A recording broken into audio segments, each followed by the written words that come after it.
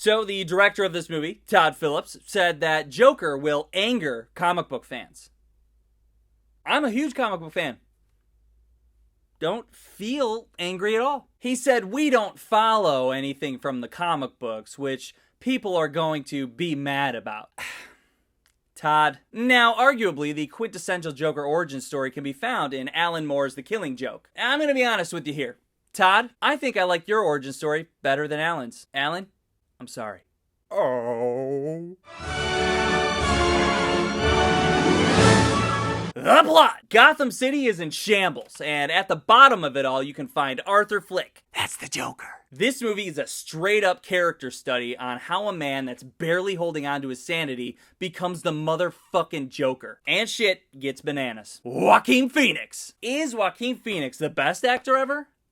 I think he might be. The commitment Joaquin gave to this role, he is this character. He lost the weight. You totally believe he's fucking nuts. Give him the Oscar. Arthur has a shit life, and he's a bit crazy. And as life just keeps bearing down on him, he starts losing it more and more and more. The transition that this character makes is masterfully handled by Joaquin Phoenix, and you sympathize with this character. As the movie moves along with this broken and beaten man, you don't know how to feel about these horrible things he does because they make you completely understand where he's coming from. And a villain with understandable motives is the best kind of villain. Give that man an Oscar. Fantastic job. Best performance I've seen all year. I also wanted to touch on Gotham City itself. Gotham City is like its own character. It's this city that's at its breaking point, and it's just about to tip over into chaos. This is the best representation of Gotham I've seen in a movie. And I love how these people in Gotham City are uneasy and restless and nervous. It brings this tension to the movie that I didn't expect. And this tone that they build around Gotham really fuels Arthur's craziness. This is a city that needs a Batman, and you agree with the state of things